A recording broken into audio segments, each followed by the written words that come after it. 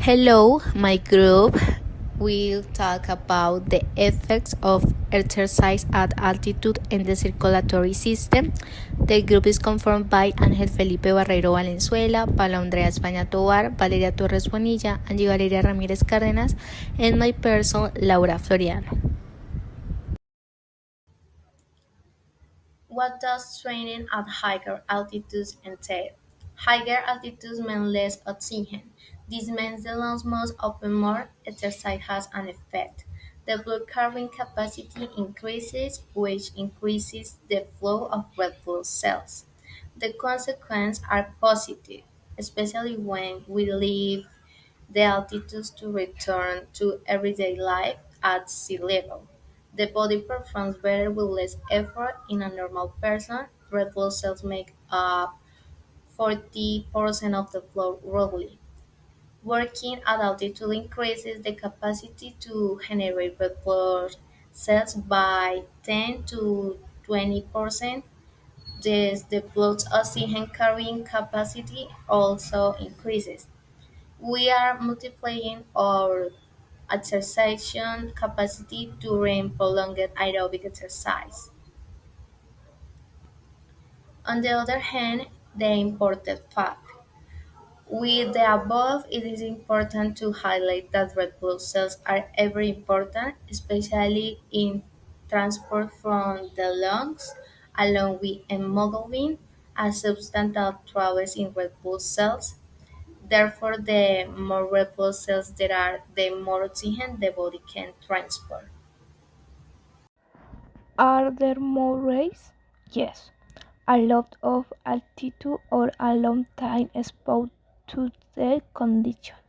Because the longer you spend at altitude, the more the number of red blood cells increases, which can thicken the blood if training is prolonged over time. What is result? Cardiovascular problems. More weight less than above disproportion heights above 2,000 meters. We could suffer from hypoxia.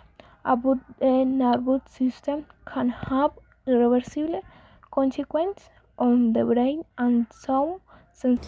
One effects calm altitude have when trained.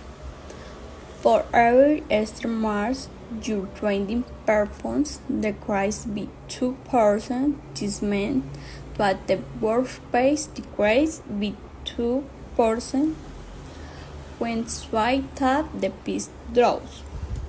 And liquid training, sea low, training and altitude calm arts improve performance because the body adapts to the less amount of oxygen, producing more red blood cells include also fatigue, less intensity when training, and sleep problems.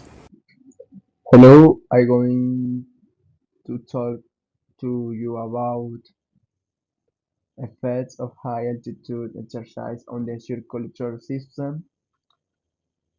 First, increase heart rate to compensate for the lower amount of oxygen in the air. The heart beats faster to maintain adequate oxygen delivery to the tissues. Second, increase cardiac cotton. The body increases the volume of blood photon per minute to meet metabolic demand.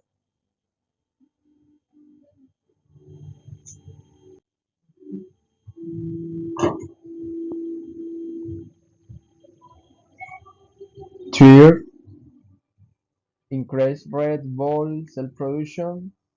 Prolonged sport to altitude stimulates the production of erythropoietin (EPO), a hormone that increases red blood cell production, thus improving oxygen carrying capacity. Four, changes in blood pressure. It may be temporarily elevated due due to increased cardiac output in hypoxia-induced vasoconstriction.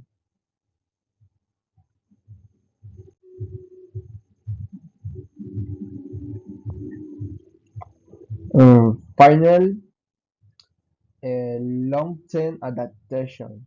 Over time, the body adapts by applying oxygen transport efficiency and reduce the resting heart rate.